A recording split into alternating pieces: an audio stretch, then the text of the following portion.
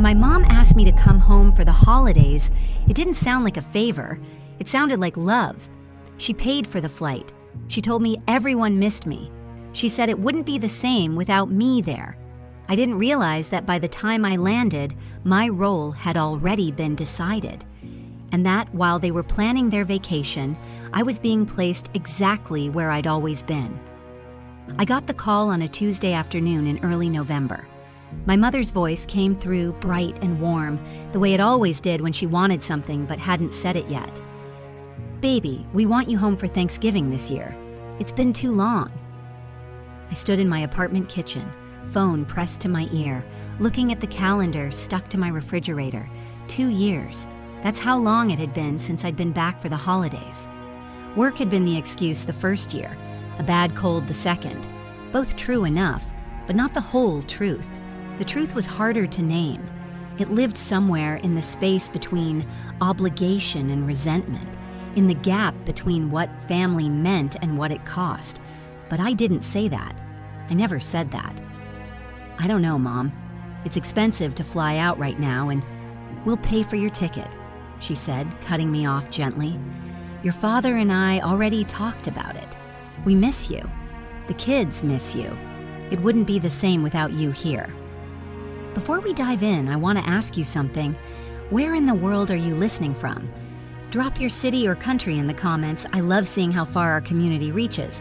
And if you haven't subscribed yet, now's the perfect time. Your support truly helps this community grow. Thank you for being here.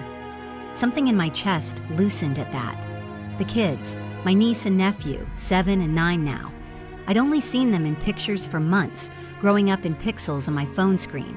In the photos my brother posted, they were always smiling, always dressed nicely, always looking like the kind of childhood I remembered wanting, but never quite having. "Really?" I heard my own voice soften. "You don't have to do that." "We want to," she said. "Family should be together for the holidays. That's what matters." There was something in her voice that made me want to believe her, a warmth that felt real, or real enough. I thought about the last time I'd been home, a quick weekend visit 2 summers ago for my grandmother's birthday. Everyone had been busy then, scattered.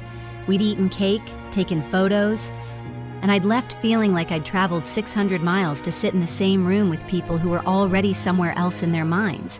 But this was different. This was an invitation. This was them reaching out, saying they wanted me there. I said yes. Of course I said yes. The ticket confirmation came through that evening, a direct flight departing the Tuesday before Thanksgiving, returning the following Monday. 6 days. It seemed generous. It seemed like enough time to reconnect, to remember what it felt like to be part of something larger than myself. I forwarded the confirmation to my partner with a short message. "Going home for Thanksgiving. Parents bought my ticket." They responded an hour later. "That's really sweet of them. When's the last time they did that?"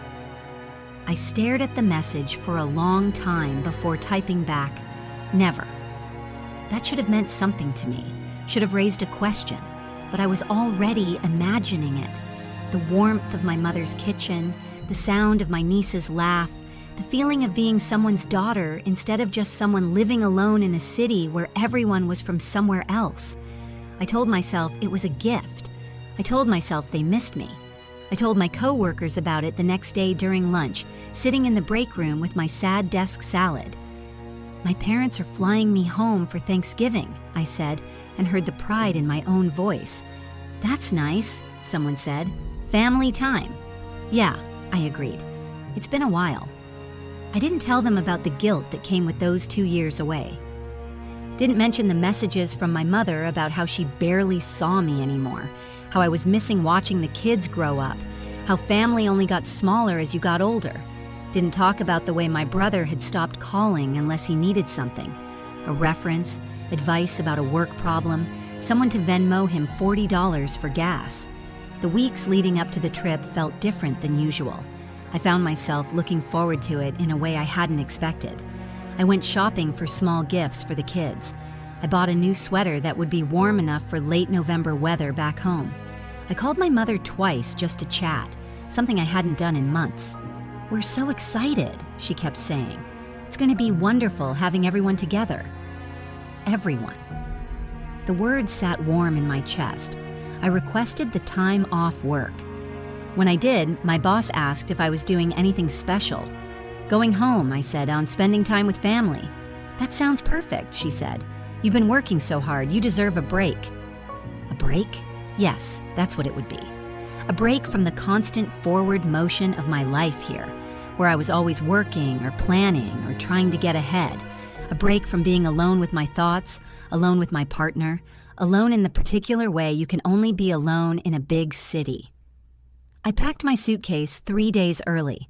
Comfortable clothes, nothing fancy, pajamas that were appropriate for a house where children might walk in, the sweater I'd bought, slippers, because my mother's house was always cold in the mornings, a book I'd been meaning to read, thinking I'd have quiet time in the evenings after everyone went to bed.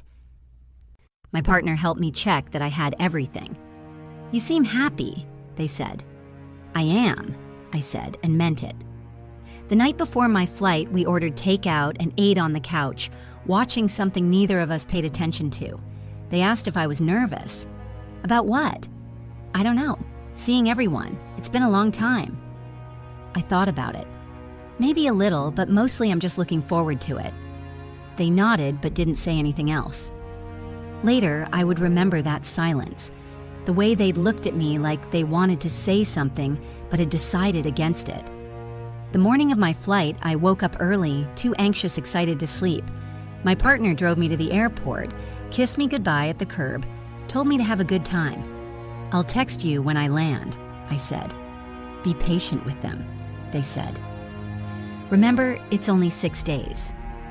I thought that was an odd thing to say, but I was already pulling my suitcase from the trunk, already thinking about checking in, about the flight, about landing and seeing my mother's face in the arrivals area. The airport was crowded with holiday travelers. I stood in line at security behind a family with 3 small children, all of them carrying stuffed animals and looking sleepy. The mother kept counting them, touching their heads one by one like she was afraid of losing one. The father carried all the bags. I wondered if my brother and his wife traveled like that, if the kids got scared on planes, if they'd ever been on a plane. The flight was full. I had a window seat, watched the city disappear below me as we climbed through the clouds. The woman next to me was reading a romance novel with an embarrassing cover. The man in the aisle seat fell asleep before we reached cruising altitude, his head tilted back, mouth slightly open. I put in my earbuds and closed my eyes, thinking about nothing in particular, about being in motion, about going towards something instead of away from it. The flight was 3 hours. I spent most of it in that half-awake state where you're conscious but not really present. When the pilot announced our descent, I felt my stomach flip with something like nervousness, something like excitement. I turned my phone off airplane mode as we taxied to the gate. A message from my mother appeared immediately. Landing soon? I typed back. Just landed, getting my bag now. Can't wait to see you. The baggage claim was chaos, families reuniting, people checking their phones, the carousel spitting out luggage. I grabbed my suitcase when it came around, wheeled it toward the exit, scanning the crowd for my mother's face. She was standing near the doors, wearing her good coat and the scarf I'd sent her last Christmas. When she saw me, her whole face changed, opened up in a way that made me remember being small, being hers. My mother picked me up from the airport herself. She hugged me tight in the arrivals area, smelling like the same perfume she'd worn my whole life, something floral and a little too sweet. She held on longer than usual, and I let her, feeling something in my shoulders relax. Look at you, she said, pulling back to study my face. You look tired, baby. Long flight, I said.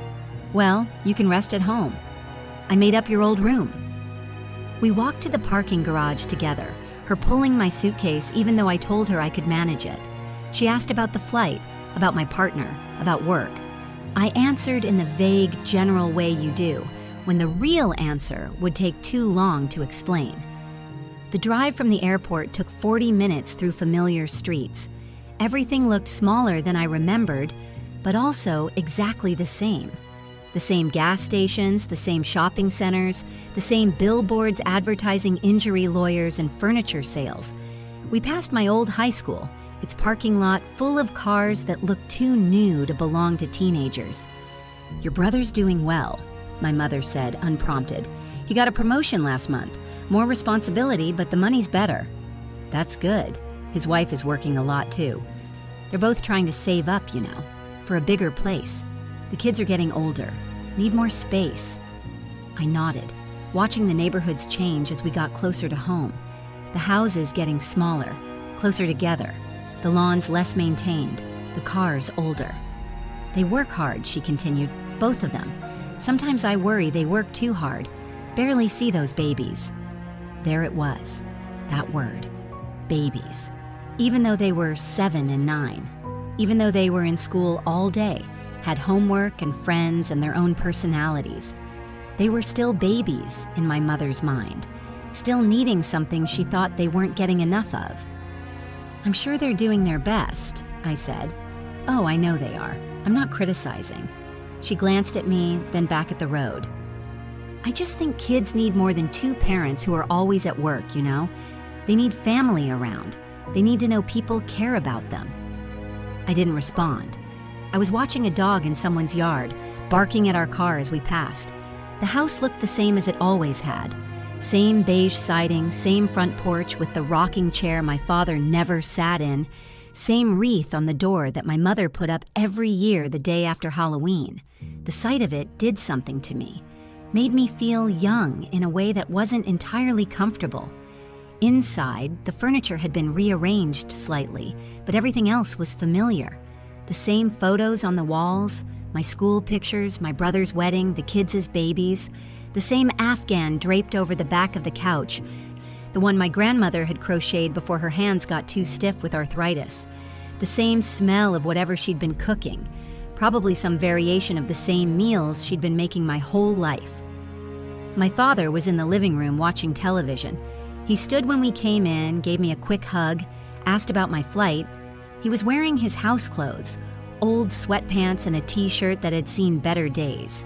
He looked older than he had 2 years ago, grayer, more tired around the eyes. My brother was at work, she said. His kids were at school, they'd all be home for dinner. "Go ahead and get settled," my mother said. "I've got some things to finish up in the kitchen." I pulled my suitcase down the hallway to my old room. The door was half open. I pushed it wider and stood in the doorway for a moment, taking it in. My old room was exactly as I'd left it the day I moved out 6 years ago. Same pale purple walls I'd picked out in high school, same white dresser with the loose drawer pull I'd never fixed, same bed with the same quilt my grandmother had made. Someone had been using it for storage. There were boxes stacked in one corner, a pile of my brother's things on the chair by the window.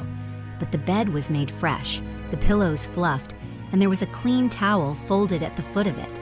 The room was smaller than I remembered, or maybe I was just used to my apartment now, where every square foot cost money and therefore felt precious. This room felt like a museum exhibit of my younger self.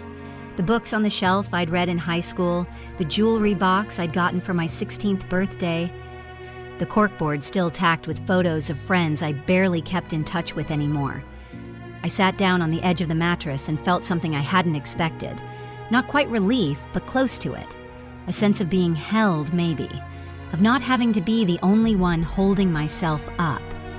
The mattress was softer than I remembered. Or maybe my apartment bed was just too firm. I laid back, staring at the ceiling where I'd stuck glow-in-the-dark stars when I was 12. Most of them had fallen off over the years, leaving just a few scattered across the white paint. I could hear my mother in the kitchen, the familiar sounds of her cooking. Cabinet doors opening and closing, water running, the rhythmic sound of a knife on a cutting board. My father's television was on low in the living room. Some news program he'd probably already seen but was watching again anyway. I closed my eyes just for a moment. When I opened them again, it was darker outside. I checked my phone. I'd slept for almost 2 hours. There were messages from my partner asking if I'd made it okay, if the house was the same, if I was having a good time yet. I typed back, "Sorry, fell asleep. House is the same. Dinner soon, I think. I got up, splashed water on my face in the bathroom across the hall. The bathroom was the same too.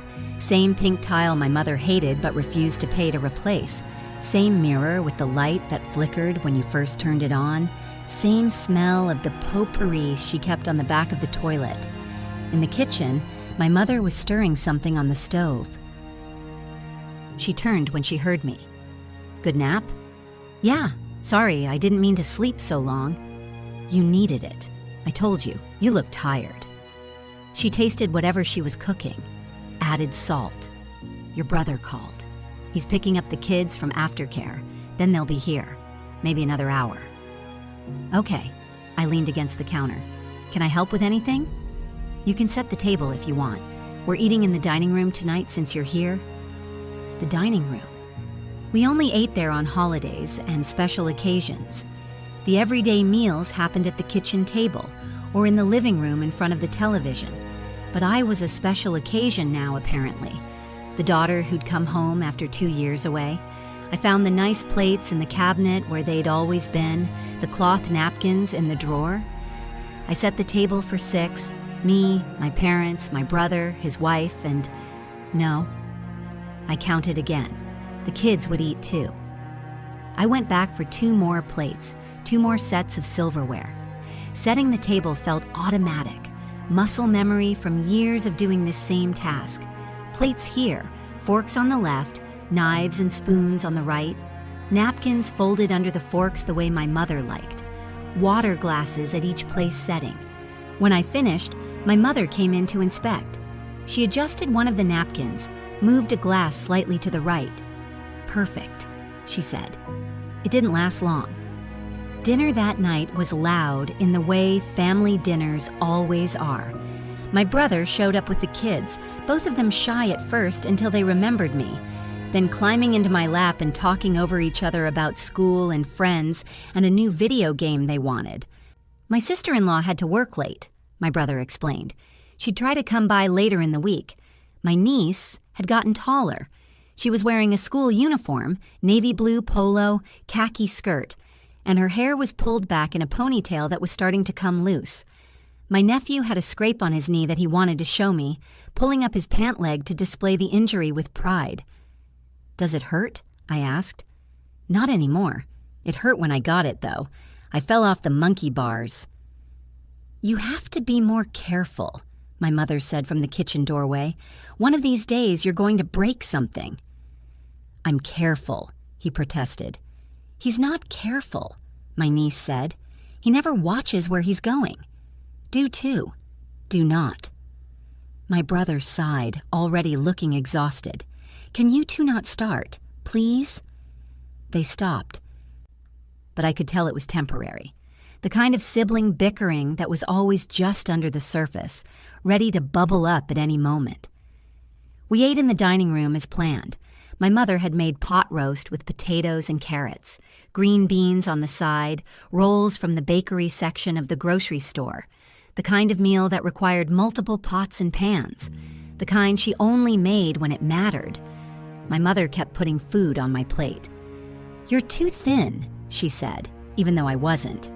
Eat. I'm eating, I said, already full, but taking another roll anyway because it was easier than arguing. The kids ate messily, needing frequent reminders to use their napkins, to chew with their mouths closed, to stop kicking each other under the table. My brother ate quickly, like he was used to eating on the run. My father ate slowly, methodically, not saying much. Tell your aunt about school, my mother prompted the kids. They did, talking over each other again. My niece was in 2nd grade, learning multiplication. My nephew was in 4th, doing a project on the solar system. They both liked their teachers. They both had friends whose names I tried to remember but knew I'd forget by tomorrow. And they're both doing so good, my mother said, beaming at them. Smart kids. Gets it from their auntie, I think. My brother made a face. Thanks, Mom. You're smart too, baby. You know that. After dinner, my brother left to pick up his wife from work. The kids stayed, moving from the dining room to the living room, their earlier shyness completely gone now. My mother and I cleaned up the kitchen together, falling into an old rhythm. I washed, she dried. Neither of us talking much. The dishwater was too hot, almost burning my hands, but I didn't adjust it. Just pushed through it, washing plate after plate, handing them to my mother to dry. "It's good to have you home," she said after a while. "It's good to be here." She smiled, but there was something behind it I couldn't quite read, something that moved across her face too quickly for me to catch. "The kids are so excited you're here. They've been asking about you for weeks. I'm excited to see them too. They don't get enough attention, with both their parents working so much." She said it casually, folding the dish towel, but I felt something shift in the room. "It's good they'll have someone to spend time with them this week." I didn't say anything to that, just handed her another plate. Focusing on the sound of water running, the feel of soap on my hands. "They're good kids," she continued.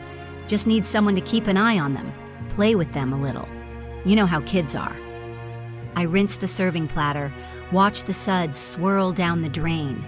"It's hard on your brother," she went on. "Him and his wife both working all the time.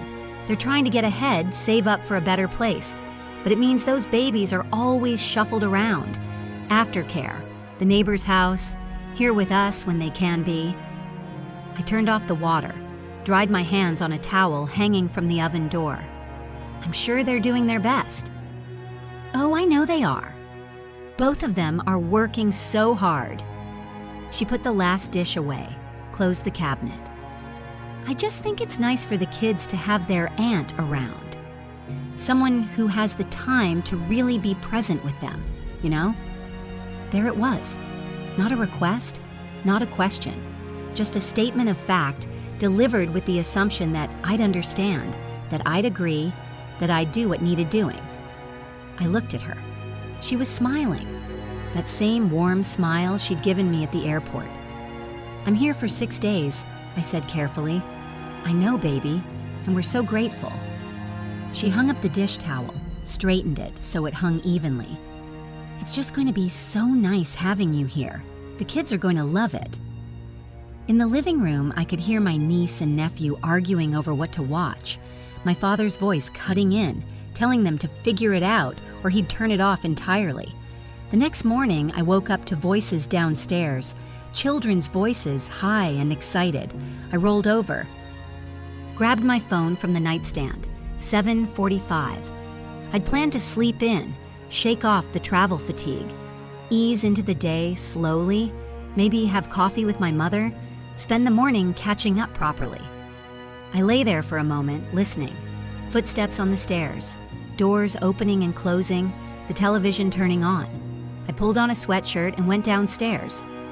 My niece and nephew were in the living room, still in their pajamas, watching cartoons. My mother was in the kitchen making breakfast, already dressed for the day. "Morning, baby," she said when she saw me. "I didn't want to wake you, but the kids got here early. Your brother had to be at work by 7. I poured myself coffee from the pot she'd already made, my hands still clumsy with sleep. "Where's their mother?" "She had the early shift today, too. They're both working overtime this month." She cracked eggs into a pan, the sizzle loud in the quiet kitchen. "You want some breakfast? I'm making enough for everyone." "Sure," I said, though I wasn't particularly hungry. I sat at the kitchen table, warming my hands on the coffee mug. Through the doorway, I could see the kids on the couch, my nephew's feet in my niece's lap, both of them absorbed in whatever they were watching. "What time does my brother get off work?" I asked. 6, I think, maybe later, depends on what needs doing. My mother flipped the eggs. His wife gets off around the same time. They try to coordinate, but it doesn't always work out. I did the math in my head. 10, 11 hours the kids would be here. It was barely 8 in the morning. The kids ate at the table. Syrup somehow ending up on more surfaces than seemed physically possible. My nephew spilled his milk. My niece dropped a piece of toast on the floor. My mother cleaned it all up without comment, like this was routine, which I supposed it was. After breakfast, the kids went back to the television. My mother cleaned up the kitchen, wiping down counters that already looked clean. I offered to help, but she waved me off. "You're a guest," she said. "I'm not really a guest, though." "You know what I mean. You're home. You should relax." but she was loading the dishwasher with quick, efficient movements, already thinking about what came next. I could see it in her posture, in the way she glanced at the clock on the microwave. "I have errands to run," she said, rinsing the soap from her hands. "Can you keep an eye on them?" "I'll only be a few hours." It wasn't really a question. We both knew that. "Sure," I said. She grabbed her purse from the counter, her keys from the hook by the door. "There's sandwich stuff in the fridge if they get hungry. Juice boxes in the pantry. They know they're not supposed to have more than 2. Okay? And if they fight, just separate them. Put one in the playroom, one down here. They'll get over it." "Got it." She left through the garage. I heard the car start, heard the garage door open and close, heard the engine fade as she pulled away. I stood in the kitchen, cup of coffee still in my hand, listening to the television in the other room. The house felt different with just me and the kids. Bigger, somehow. Quieter, even with the noise of the TV and their occasional comments to each other. I went into the living room, sat in my father's recliner. My niece looked over at me. "Where did Grandma go?" "She had errands to run." "When's she coming back?" "A few hours." "Oh." She turned back to the TV. I sat with them, not really watching what they were watching. Some animated show I didn't recognize with bright colors and characters that moved too fast. The kids laughed at something. I smiled because they were smiling, but I hadn't seen what was funny. My phone buzzed. A message from my partner. "How's the first morning?" I thought about how to answer. "Kids are here. Mom's out running errands." "Fun Aunt Duty?" Something like that. I put my phone away, watching my niece and nephew. They were good kids, I thought. Easy, really. They weren't asking for anything, weren't demanding my attention. Just existing in the same space as me, content to be occupied by the television. But the morning stretched out. One episode became 2, became 3. I made them snacks when they asked. Crackers, apple slices, the juice boxes my mother had mentioned. I helped my nephew find the bathroom. I refereed a brief argument over who got to hold the remote. Around noon, my niece announced she was hungry. I made sandwiches, peanut butter and jelly, cut diagonally the way my mother always cut them. I put them on plates with more apple slices, set them at the kitchen table. We ate together, the 3 of us. They told me more about school, about their friends, about a birthday party coming up that they were both invited to. "Are you going to get her a present?" my nephew asked his sister. "Obviously." "You have to bring a present." "What are you going to get?" "I don't know yet. Mom said we'd go to the store." They finished eating. I cleaned up the kitchen again, loading plates into the dishwasher, wiping down the table. The afternoon passed, then the evening. My mother came back around 3 with groceries, started dinner preparations. My father came home from wherever he'd been. He didn't say, and no one asked. My brother picked up the kids around 6, thanked me for watching them on his way out. "Thanks for watching them," he said, corralling them toward the door. His wife was in the car, he explained. She was tired, didn't feel like coming in. He didn't ask if I'd minded.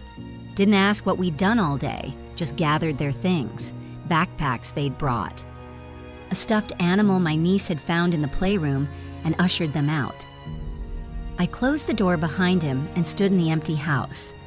That evening, my mother made tacos. We ate at the kitchen table this time, just the 3 of us. My father asked if I'd had a good day. "It was fine," I said. "The kids were good." "They're always good with you," my mother said. "They listen to you better than they listen to anyone else." I didn't know if that was true. I didn't think I'd ask them to do anything they'd needed to listen to. After dinner, I went to my room early, claiming tiredness. My mother understood. "You need your rest," she said. "Big day tomorrow." I didn't ask what made tomorrow big. In my room, I lay on my bed and stared at my phone. My partner had sent me a few messages throughout the day, funny things they'd seen. A photo of the cat asking how I was doing. I scrolled through them, but didn't respond. I was too tired to translate the day into words, too tired to explain the vague uneasiness that had settled over me like a fog.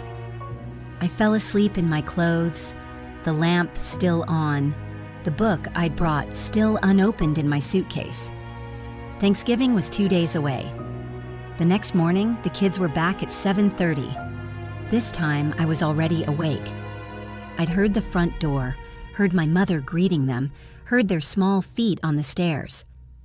"Your aunt's up," my mother called up to them. "Go say good morning." They appeared in my doorway, grinning, still in their coats. "Can we watch movies in your room?" I looked at them standing there, their faces so open and eager. "Sure," I said. I let them. We spent the morning that way. The three of us on my bed with my laptop balanced between us, watching animated films I'd already seen a dozen times. My mother brought us snacks, more crackers, cheese cubes, orange slices that left our fingers sticky. My father looked in once, smiled, said something about how nice it was to see us all together. Then he was gone again, back downstairs to his television, to his routine. The movie ended. Another one started.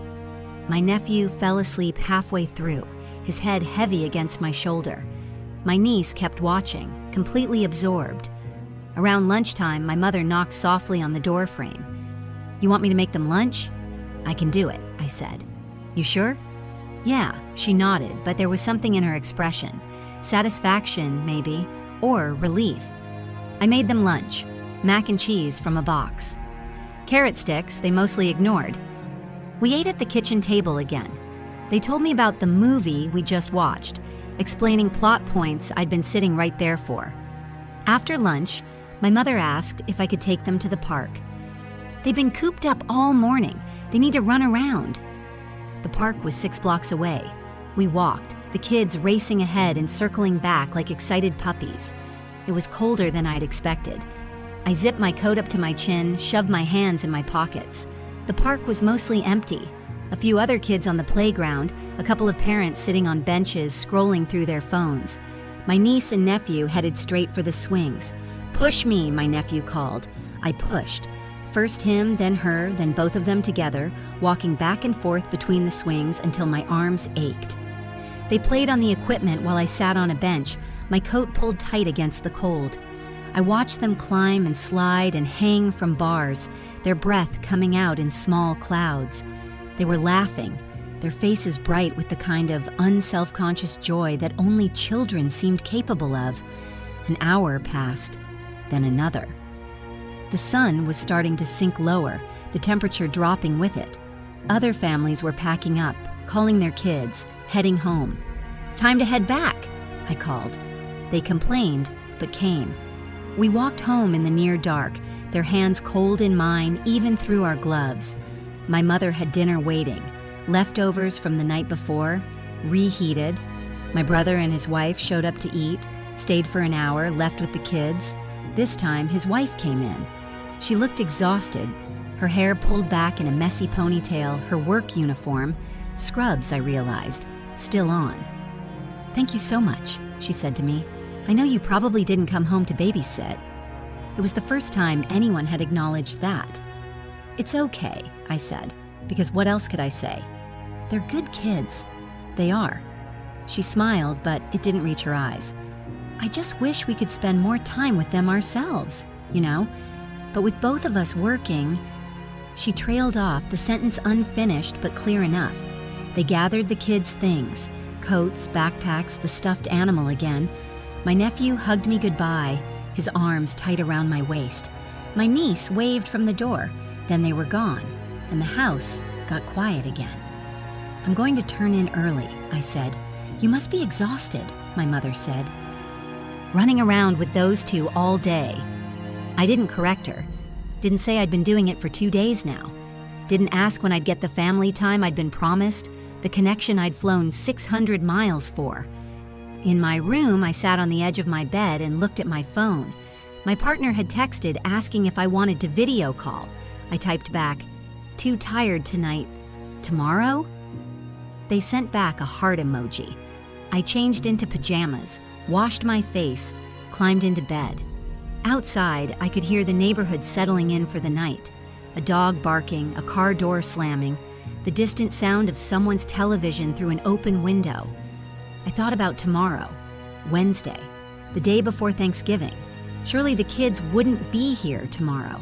Surely their parents had the day off, or at least one of them did. Surely tomorrow would be different. I fell asleep thinking that, believing it. Thanksgiving morning, I woke to the smell of turkey. I came downstairs to find my mother already deep in preparation, the kitchen counter covered in ingredients and bowls and pans. "Oh good, you're up," she said. "Can you start on the sweet potatoes? And keep an eye on the kids. They're in the playroom." I hadn't known the kids were here. I looked at the clock. 8:15. When did they get here? About an hour ago. Your brother and his wife are helping set up for the dinner at church. They'll be back this afternoon. The church dinner. I'd forgotten about that. My mother had mentioned it on the phone weeks ago, asked if I wanted to come, said it would be nice to have me there. I peeled sweet potatoes. I watched the kids. I set the table when my mother asked. I poured drinks. I smiled when relatives started arriving. My aunt, 2 cousins, my grandmother who smelled like the same perfume she'd worn my whole life, something powdery and old-fashioned. Everyone hugged me, said how good it was to see me, asked how I was doing. I gave the same answers over and over. Good. Busy. You know how it is? My grandmother held my face in her hands, her skin paper-thin and soft. "You look tired, baby." "I'm okay, Grandma." "You working too hard out there?" "Maybe a little. Don't forget to take care of yourself. You can't pour from an empty cup." I nodded, even though I didn't feel empty. I felt full of noise and motion and the needs of other people. So full there was no room left for whatever I'd brought with me. Dinner was loud and warm and full in the way Thanksgiving dinners should be. I sat between my niece and nephew, cutting their turkey, wiping spills, reminding them to say please and thank you. My niece kept leaning against me, her head on my arm like she was already tired even though it was only mid-afternoon. My nephew knocked over his water glass. I caught it before it spilled completely, righted it, used my napkin to mop up what had sloshed onto the table. Across the table, my brother and his wife ate without interruption, talking and laughing with my cousins. They looked relaxed in a way I hadn't seen them look before. My brother had his arm around his wife's shoulders. She was smiling, actually smiling, her face open and light. They looked, I realized, like people on vacation. After dinner, the adults moved to the living room. I stayed in the kitchen with my mother cleaning up. Other people offered to help, but she waved them off. "We've got it," she said. We worked in silence for a while, loading the dishwasher, putting away leftovers. The same rhythm as always, me washing, her drying, both of us moving around each other in the familiar dance of women who'd shared kitchen duty for years. My hands were raw from the hot water. I'd been doing dishes for 3 days straight, I realized. Every meal, every snack, every cup the kids left half full on various surfaces. "Your father and I are leaving tomorrow," she said suddenly. I stopped, a handful of forks in my hand. "What?" "Just for a few days. We booked a little trip a while back. It was supposed to be a surprise for our anniversary. We're driving up the coast, staying in a few bed and breakfasts." She said it lightly, like it was nothing, like she was mentioning a trip to the grocery store. "We'll be back Monday." Monday? The day of my flight home. "Oh," I said. My mind was trying to catch up, trying to process. They'd known this when they called me, when they offered to buy my ticket, when they said they wanted me home for the holidays, that they missed me, that it wouldn't be the same without me here. They'd known they wouldn't even be here. "The kids will probably be here most of the time," she continued, rinsing a serving platter. "You know how it is with your brother's schedule, but they love spending time with you, and it's easier for everyone if they're here instead of home alone." Home alone. They were 7 and 9. They wouldn't be home alone. They'd be with their parents, at their own house, sleeping in their own beds, unless their parents had plans too. "When did you book this trip?" I asked. "Oh, a few months ago. There was a good deal, and we've been meaning to do something for our anniversary. We never get away, you know. Never take time just for us." She said it like I should understand, like I should be happy for them even. I put the forks in the dishwasher. My hands were shaking slightly. "You planned this before you flew me out." It wasn't a question, but she answered anyway. "Well, we knew we'd need someone to watch the kids, and we wanted you home for the holiday. 2 birds, you know?" She smiled, rinsing the platter under water that was running too hot, steam rising. "It works out perfectly." Perfectly. The words sat in my stomach like a stone. I didn't say anything. And there was nothing to say that wouldn't sound petty or selfish or ungrateful. They'd paid for my ticket. They'd fed me. They'd welcomed me home. And all they'd asked in return was that I make it work, that I be available, that I do what needed doing without being asked. Because asking would have required acknowledging what this really was, not a family holiday, a transaction. "You don't mind, do you?" my mother asked, but she was already moving on, already putting dishes away, already done with the conversation. "The kids love you so much. They were so excited when they found out you were coming home." Of course they were, because I was the one who would be there, not their parents who worked too much, not their grandparents who had their own plans. Me, the aunt who lived far away and didn't visit enough and didn't understand how things were here, how hard everyone was working, how much everyone needed. "It's fine," I heard myself say, and I meant it in the moment. Or I meant that it had to be fine because what else could it be? I was already here. The ticket was already bought. The trip was already planned, theirs and mine both. After dinner, the kids asked if they could sleep over. My mother looked at me. "That okay with you? I know you probably want some quiet time, but..." "It's fine," I said again. So they stayed. My brother and his wife left after helping with some of the cleanup, both of them thanking me again. "We really appreciate this," my brother said. "You're a lifesaver." I nodded, smiled, told them it was no problem. I set up the kids in the playroom with sleeping bags and pillows.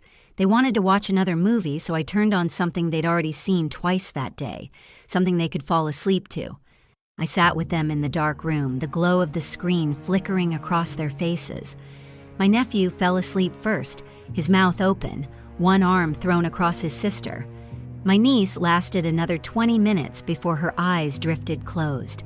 I sat there longer, watching them sleep. They looked peaceful, younger in sleep somehow, small in a way that made my chest ache.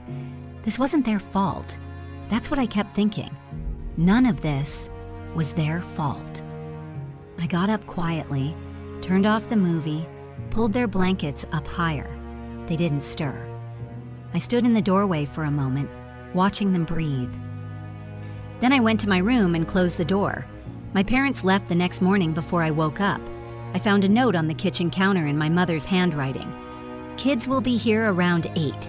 Food in the fridge. Call if you need anything. Love you. Love you." The words sat there on the paper, written in the same looping cursive she'd used to sign my permission slips and birthday cards and notes in my lunchbox when I was small. I folded the note in half, then in half again, then left it on the counter. The kids were already in the playroom when I came downstairs, still in their sleeping bags, watching cartoons in the early morning light. They'd found cereal somehow, left the box open on the floor, the bowls balanced precariously on the carpet. "Morning," I said. They looked up, smiled, went back to their show. I made coffee. Sat at the kitchen table, looked at the note again. My phone buzzed. My brother. "Thanks again for letting them stay over. We both had to work this morning. I'm doing a half day. I'll grab them this afternoon." Afternoon, not morning, not in an hour or two. Afternoon. I looked at the kids through the doorway. They were fine, happy even, content to be here, to be with me, to have space to sprawl out and watch their shows and eat cereal on the floor. I should have felt something tender toward them, something warm. Instead, I felt tired. The weekend stretched out long and quiet. I made meals. I played games. I broke up small arguments over toys and turns. I helped with homework they'd brought along. I put on movies when they got restless. I reminded them to brush their teeth, to wash their hands, to use their inside voices. Friday passed, then Saturday. My brother picked them up for a few hours on Saturday afternoon, said he needed to take them to get haircuts, to pick up some things from their house. He came back 3 hours later, dropped them off again. Thanks. We've just got so much to do, and they get in the way, you know? I didn't say anything to that. They were good kids. I kept thinking that. They weren't demanding. They weren't bratty. They didn't whine or complain beyond the normal, low-level bickering that siblings did. They said please and thank you. They cleaned up when I asked. They went to bed when I told them to. They were good kids. They weren't the problem.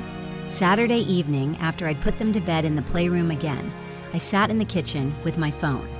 My partner had texted earlier asking how the holiday was going. I'd sent back something vague and positive. Now I opened the message thread again, started typing, then stopped. What would I say? That I'd been tricked? That I was angry? That I felt used? All of that felt too large, too dramatic for what was actually happening, which was just this. Me in my parents' house, watching my niece and nephew while everyone else did what they needed to do. It wasn't abuse. It wasn't cruelty. It was just family, doing what families do, filling gaps, covering for each other, making things work. So why did I feel so heavy? I put the phone down. Sunday morning, the kids asked if we could make pancakes. We did. They wanted to help, so I let them pour and mix and flip, the kitchen getting messy in the way kitchens do when children are learning.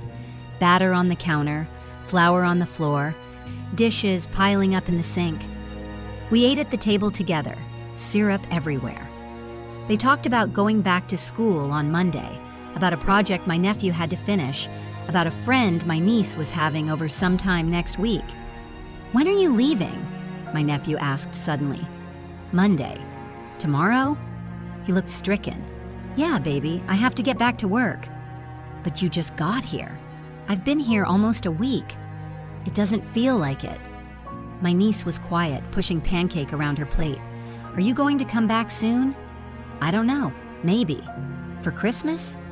"Maybe," I said again, even though I already knew the answer was no. My brother picked them up that evening. I'd packed their things, made sure they had everything. The backpacks they'd brought, toys they'd accumulated, the stuffed animal my niece couldn't sleep without. They hugged me goodbye at the door. Long hugs, tight hugs, the kind that made me feel guilty for wanting them to leave. "I love you," my niece said into my stomach. "I love you too, baby." My brother lingered in the doorway, the kids already in the car. "Mom and Dad back yet?" "Tomorrow." Good trip for them, huh? They needed a break.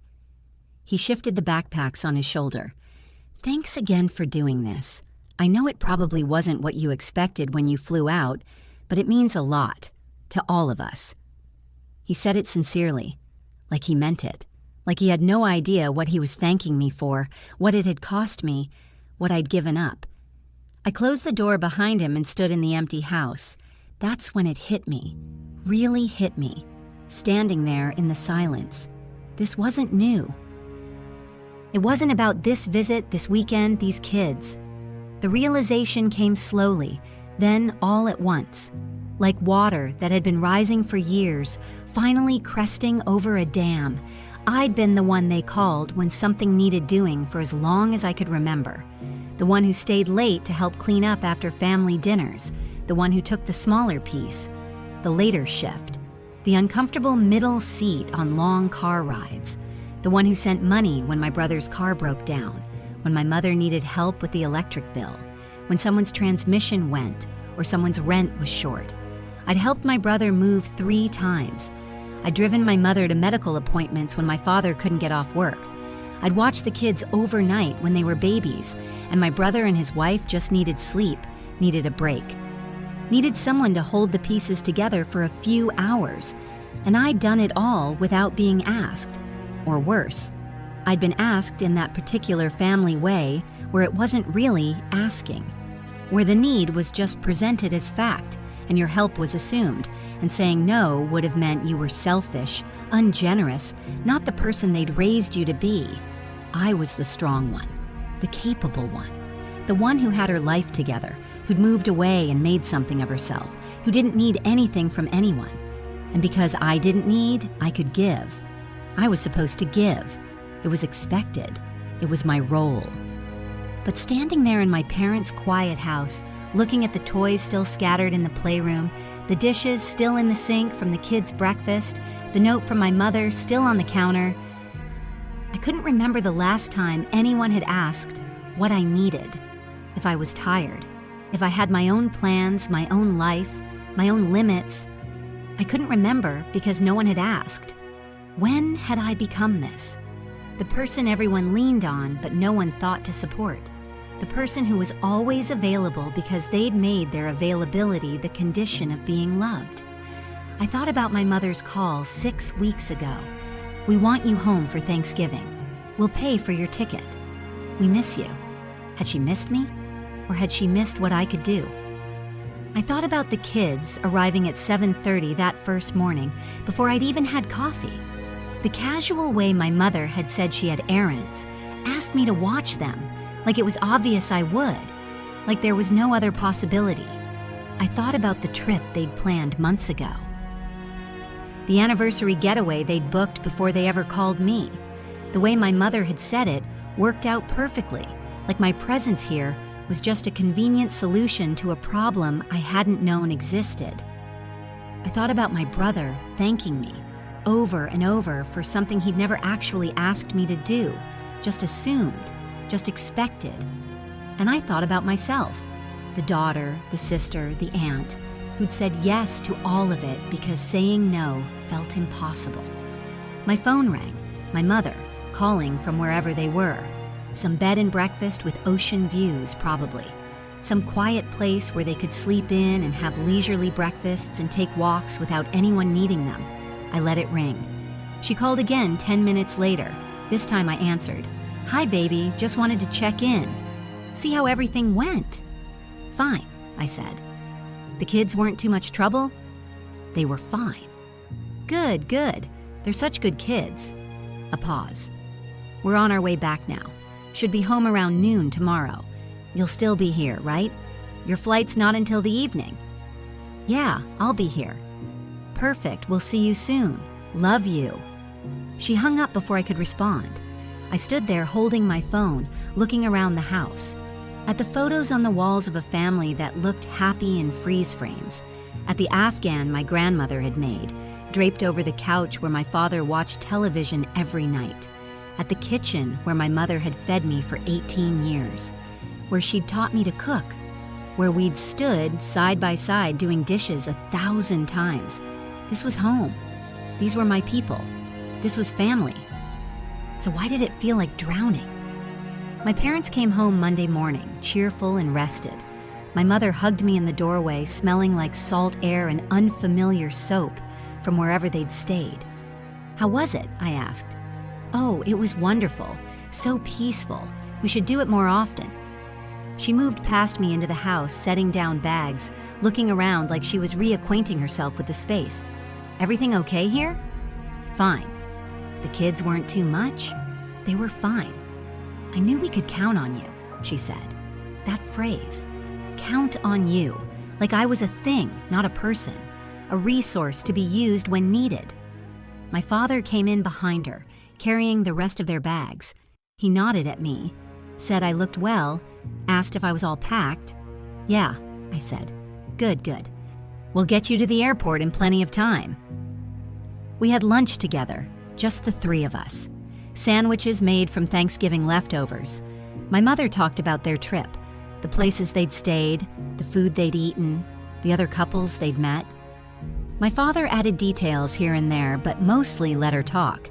I listened, nodded, made appropriate sounds. "You're quiet," my mother said. "You feeling okay?" "Just tired." "Well, you can sleep on the plane." She squeezed my hand across the table. "I'm so glad you came home. It meant so much to us, to everyone." I looked at her hand on mine, the same hand that had held mine when I was small, that had braided my hair, that had signed my report cards and packed my lunches and waved goodbye when I left for college. "Mom," I said.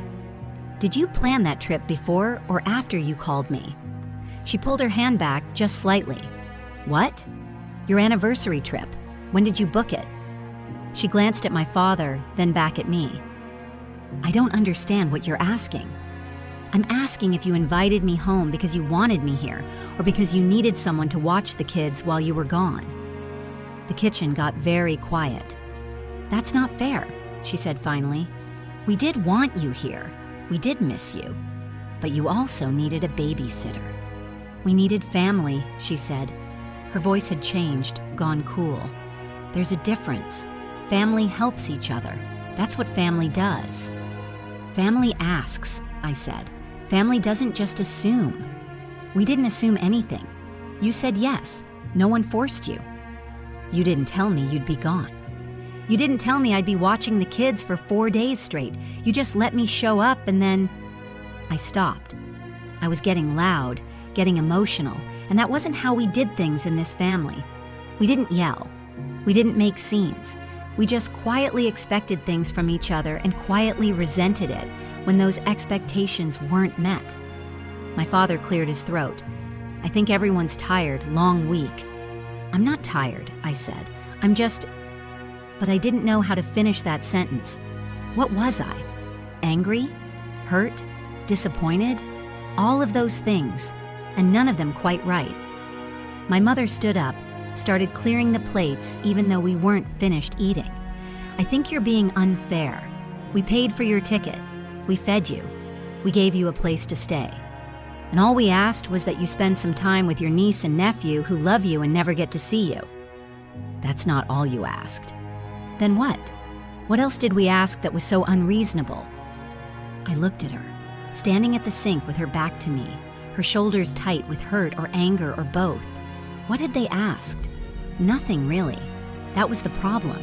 They'd asked for nothing and taken everything, and they'd done it in a way that made me complicit, made me responsible, made me the bad guy if I complained. Never mind, I said.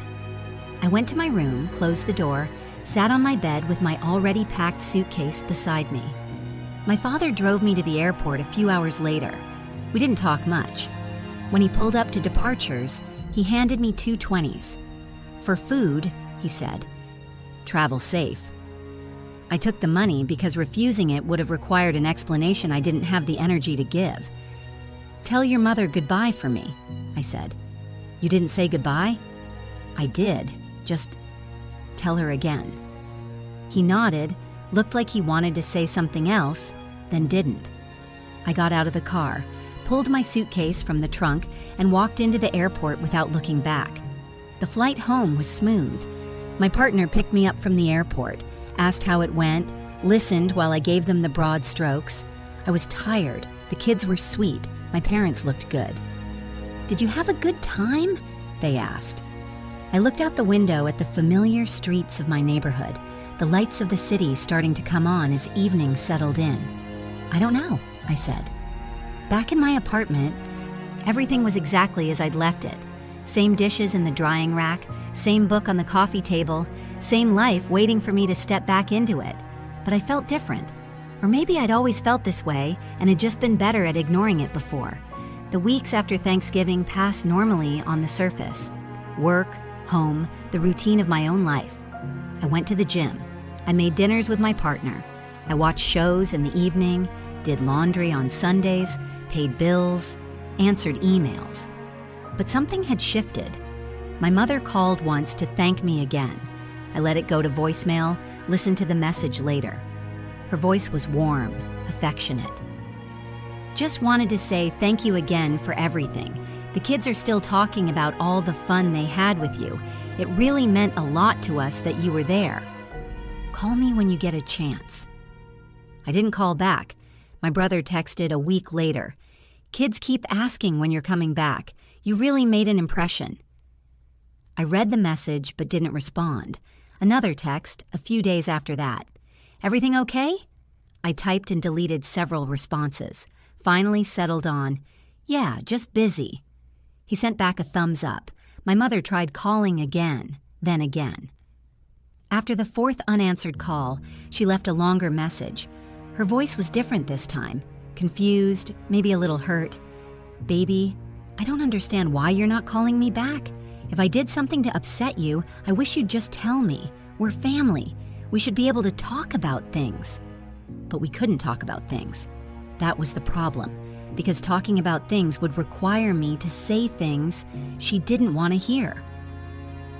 Would require her to acknowledge things she'd convinced herself weren't true, that she'd used me, that they all had, that my visit hadn't been about family at all, but about convenience, about having someone available to fill the gaps in everyone else's lives while they did what they wanted to do. Christmas came up in a phone call in mid-December.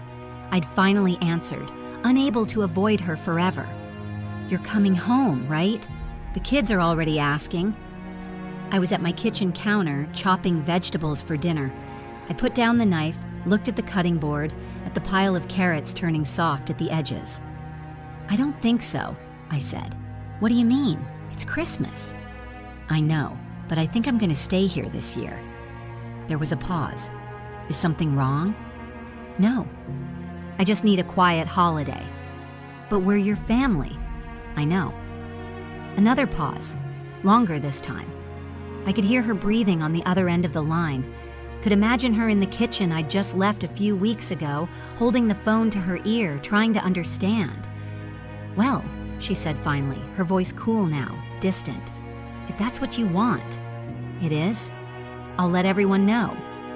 She hung up before I could say anything else. Not angrily, exactly.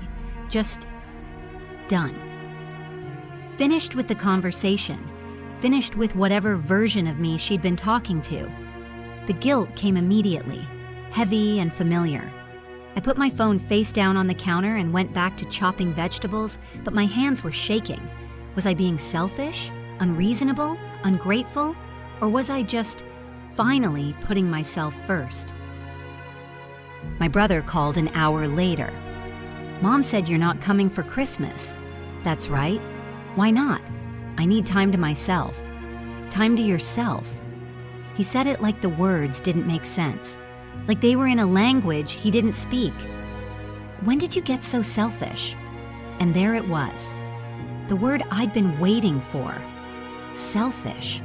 Because that's what it meant in this family to have boundaries, to say no, to prioritize your own needs over the needs of everyone else.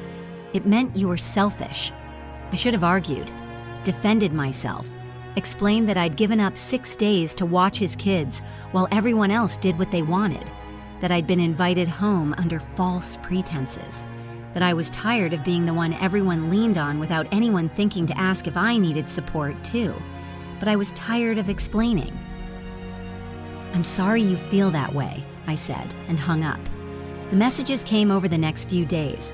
My mother asking if I was upset about something, if we could talk, if I would at least call her back.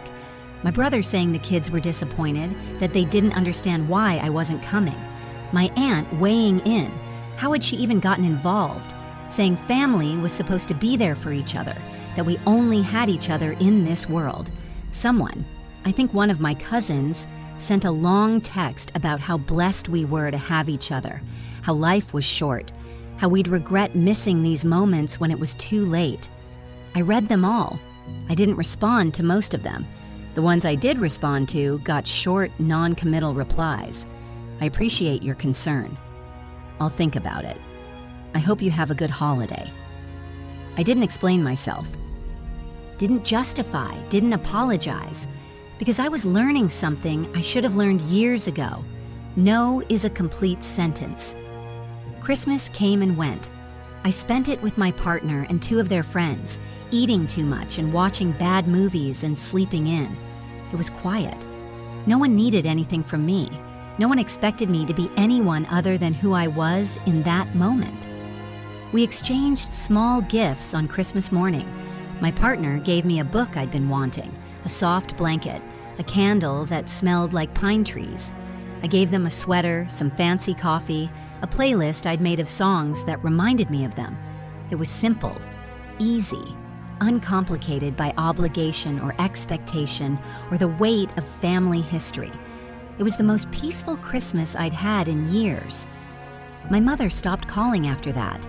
The messages got fewer, then stopped altogether.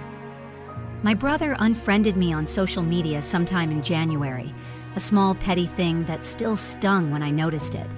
But something else happened too. I started sleeping better. The tightness in my chest that I'd been carrying for months, years maybe, started to ease. I found myself saying no to other things. Extra projects at work that would have meant staying late every night for a week. Favors for friends who never returned them.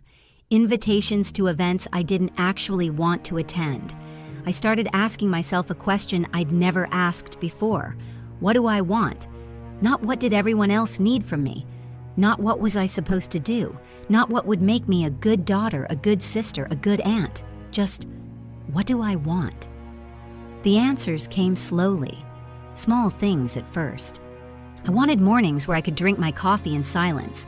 I wanted weekends that were mine to plan, not filled with obligations to other people. I wanted relationships where care went both ways, where I could ask for help and actually receive it. I wanted to stop performing strength I didn't always feel, to stop being the person everyone could depend on because no one else wanted to be dependable. I wanted, I realized, to take up space, to matter, to be more than just useful. It felt selfish at first, revolutionary, in a way that probably said more about how I'd been living than about the desires themselves. But slowly, it started to feel like something else, like survival. Winter turned to spring. The days got longer, warmer. I got a promotion at work, one I'd been passed over for before because I'd been too valuable in my current position. I started running in the mornings, something I'd always said I wanted to do, but had never made time for. My partner and I started talking about moving somewhere new. Not far, same city, different neighborhood, but somewhere that was ours, that we'd chosen together, that had nothing to do with proximity to anyone's family. "You seem lighter," they said one evening. We were cooking dinner together, moving around each other in our tiny kitchen, the window open to let in the spring air. "I feel lighter," I said. "Any regrets?" I thought about the silent phone, about the holidays I'd missed, about the relationships that had frayed, maybe irreparably. "I don't know yet," I said honestly. "Ask me in a year." My mother called in April. I almost didn't answer, but something made me pick up. "Hi, baby," she said. Her voice was different, smaller somehow, less certain. "How are you?" "I'm okay. You?" "We're fine. Everyone's fine." A pause that stretched out too long. "I've been thinking about you." "Okay." I wanted to say, she stopped, started again. "I didn't understand before. Why you stayed away at Christmas. Why you weren't returning my calls. But I think I'm starting to." I didn't say anything. I'd learned that silence was often more honest than words. That sometimes the most truthful thing you could do was just wait. "Your brother's been having a hard time," she continued. "His wife picked up more hours at work, and he's been home with the kids more, doing more of the day-to-day stuff. He called me last week, frustrated, saying he didn't have any time for himself anymore, that nobody appreciated how much he did." I closed my eyes, felt something in my chest. Not quite satisfaction, but something adjacent to it. "And I heard myself in him," she said quietly. "The way I used to talk, before you left, before you stopped calling. I heard it, and I thought about what we asked you to do, not just at Thanksgiving, but before that. All the times before that. Mom, I'm not apologizing," she said quickly. "I don't know if I'm ready for that. I don't even know if I should have to. But I wanted you to know that I heard it. I'm hearing it." We talked for a few more minutes after that, carefully, like we were learning a new language together. She told me about the kids. They were doing well, growing fast, asking about me sometimes. I told her about work, about the promotion, about the possibility of moving.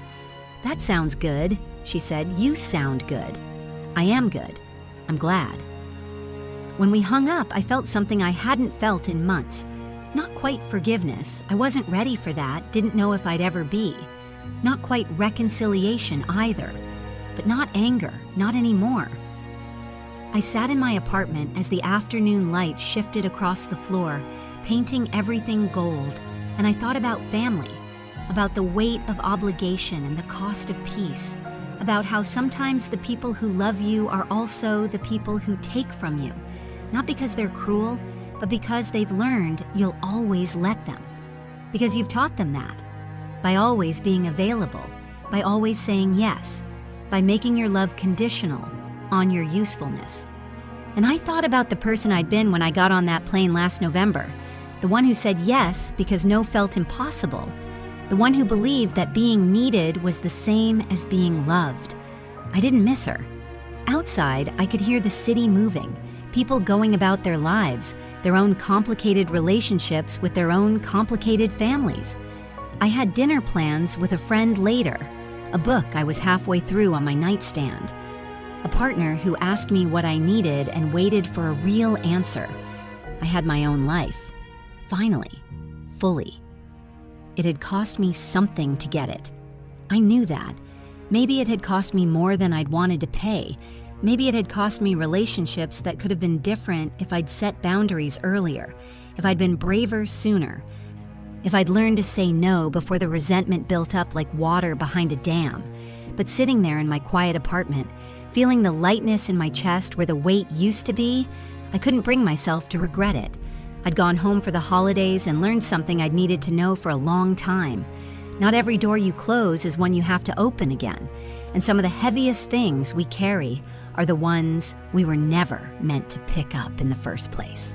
I got up, made myself tea, and started planning the rest of my week. A work presentation on Tuesday, dinner with my partner's parents on Wednesday, people who ask me about my life and actually listen to the answers, a Saturday morning run with a friend who'd asked if I wanted to train for a 10K together. For the first time in a long time, I didn't check my phone to see who might need me. I already knew the answer: nobody. And that felt exactly right. If this story moved you, don't forget to like, subscribe, and turn on notifications. And before you go, click on hype to help this video reach even more people. Your support keeps these voices alive and keeps our community growing. Thank you for listening.